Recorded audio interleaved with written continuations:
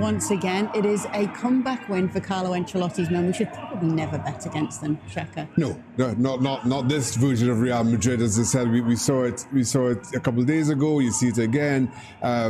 Real Madrid just refused to be beaten. And in all honesty, I think they were there to be beaten today. I don't think Real Madrid were that good. I thought Atleti at times looked by far the better of the two teams, but our concern going into this one was that Atleti would regress to their norm, and they did. That cost them. To say Atleti was by far the best team at times is a little bit stretched, but I have to agree that Atletico played really well, especially at first half and until Real Madrid scored their first goal. But since Real Madrid scored first goal, it was one-sided trend until second half of extra time. We have seen numerous times, Real Madrid is a team. Even when they are not at their best, even when they are not playing superb, they can still manage to win the game. Impressive individual play from Rodrygo to get him back onto 1-1. But then after that, that's the sort of moment in which what I would want to see from Atletico Madrid, which we don't always see, in fact, we rarely see, is for them to continue to be willing to attack, and in this case, attack Real Madrid. They show themselves that if they attack Real Madrid, there were vulnerabilities there. Instead, when we go into extra time, you could see as if Simeone had pulled the plug in this team and say, you know what, guys, come on back here. We'll see this all the way through to penalties. Savage gets himself thrown out. Then after that, Real Madrid goes up to 1. And the reason that it would bother me as an Atletico Madrid fan is because then with 10 men, you actually saw Atletico Madrid creating chances. You actually saw Atletico Madrid in the attacking half. And that's the part that would drive me crazy. It's like, we had an opportunity here. We decided to take a step back. And now that we're chasing it, oh, here we are. We can play forward. In the end, Real Madrid win it 3-1. And we'll say it's classic Real Madrid. I'll say there was an opportunity here for Atletico Madrid to make a statement, and they failed. They open. But here's my question. If you're an Atletico fan, how do you expect Atletico to play attacking football? That doesn't happen, especially under Simeone. It's like oil and water doesn't mix together. Simeone and attacking football can't go together. It makes sense if you're in the 80th minute. But this was back in the 65th minute. We're talking, you right now, 65th minute, you are renouncing to any possibility of us actually going on the attack, of stretching Real Madrid. So now you're removing a threat and you're putting on the field no threat whatsoever. A guy who is there essentially to close down spaces.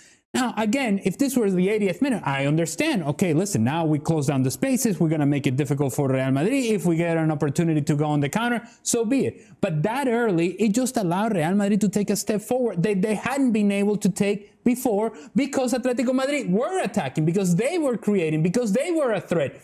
I feel like they're spending more time explaining why Atletico did fail rather than why Real Madrid won today. They're assigning the reason why Real Madrid succeeded to win because Atletico did not succeed. There are lots of reasons why Real Madrid won today. First of all, the change at midfield. For example, coming Ceballos at midfield changed the dynamic of the midfield. We know Ceballos is a player who is in insane form, probably his best form at Real Madrid. But surprisingly, he did not start. In my opinion, he should have started at midfield today. Second of all, Rodrygo magic. What a beautiful individual goal. Those are the players that Real Madrid have that can make the difference. At times, as good as Atletico can be, the quality of their squad is nowhere close to Real Madrid's squad. Real Madrid simply have better squad. That's why they won today. Who was your man of the match, Ale? Well, shout out to Edward Camavinga, who was shifted out to the left-hand side because of the injury to Ferland Mendy. Didn't think he had that in his game, didn't think he was going to be all that comfortable, but I just said he wasn't tested the way in that you would have won if you were Atletico Madrid, but he responded very well. I would say a guy like Dani Ceballos, who has been threatening to come on the scene and come on the field and have an impact. He continues to do that for Real Madrid. He did that today again. And Vini Jr., in what has been very difficult circumstances, him being able to not only score the third goal, but being active enough in the attack to create opportunities. But you cannot turn your back on the goal by Rodrygo either, because at that point, Real Madrid were in a difficult circumstance. And because of that moment of genius, he turned the game around. So for me, the man of the has to be either Camavinga or Militao. Both of them were insane today. Camavinga playing as a left back showed that he has versatility. He looks so much better than Mendy today at left back. Like he was linking up with Vinicius, were going far forward than Mendy. On the other hand, it was one of the best performances by Militao at Real Madrid. This is why I love Militao, because he has higher ceiling, because he can get better.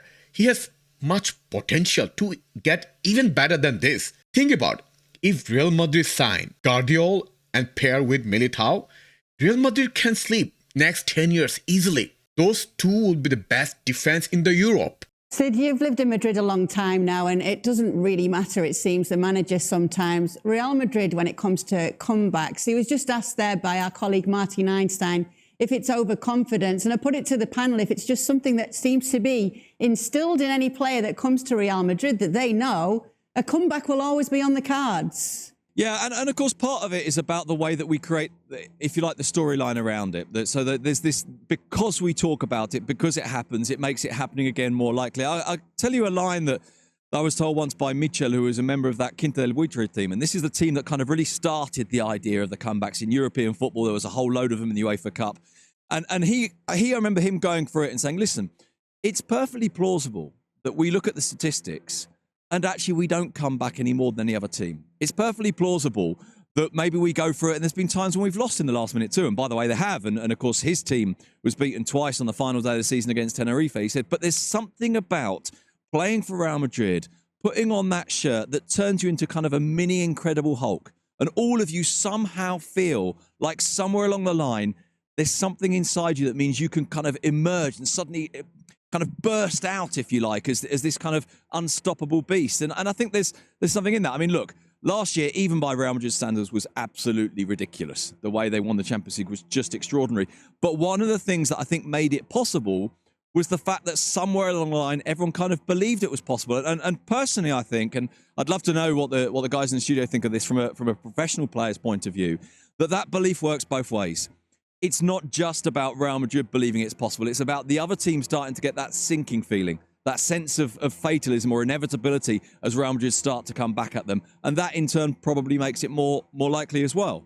I think the reason why Real Madrid is so consistent at coming back, unlike other teams, is that the team. Real Madrid has a really talented team. Also, the persistency is the DNA of Real Madrid, not to give up. If we think about Real Madrid, we all think about that 93rd minute goal of Sergio Ramos.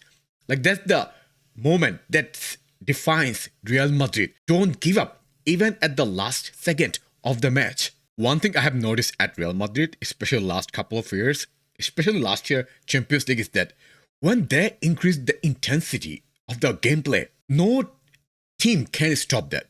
Even the top teams like PSG, Chelsea, and Man City, one of the best team, the team that is always favored to win Champions League, suffocated. They surrendered to Real Madrid's intensity. I haven't seen any other team to possess that quality of intensity. I tell you what can change the whole picture and the tendencies. It's coaching decisions, right?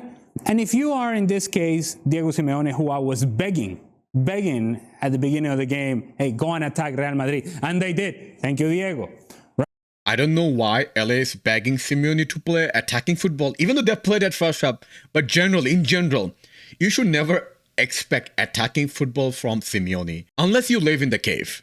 I don't get it. I am watching the game and I'm seeing continue to attack Real Madrid because they're vulnerable. Even more so when you went a man down and actually you look more dangerous than Real Madrid did in the second half of extra time. So it took you going. That's a total BS. That's a total lie. Atletico never looked better than Real Madrid with 10 men. Only last 15 minutes that looked so just because Real Madrid just stopped attacking, because Real Madrid did not have to attack. They have to save their energy. They're playing a game against Real Sociedad 2 days later. They cannot go all attack because they're already ahead. We cannot say that Atletico was better than Real Madrid after one man down. In fact, after Real Madrid scored their first goal up to 105 minutes, Atletico didn't even cross the half line of Real Madrid. They couldn't, because Real Madrid was intercepting every ball. Down to then going and trying to attack again.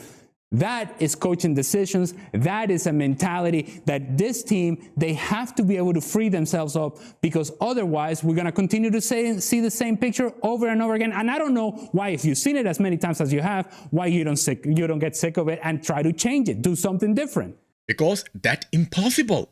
Something doesn't change ever, right? It's like asking baby toddlers to stop crying when they are crying. It doesn't happen. I have no idea why LA is repeating the same motto like again and again. Anyway, I think this is a huge victory for Real Madrid. It was needed because Real Madrid can win Copa del Rey this year. There's a good chance. Now, the thing that I expect change from Carlo next match against Real Sociedad is the lineup. Hopefully he selects the best lineup. He selects the best players who are in form, not the players who are his favorite. If he does that, Real Madrid is going to win against Real Sociedad. In my opinion, that match is more important than this match against Atletico, because La Liga is so much important than Copa del Rey. So let me know your thoughts about this match in the comment section below.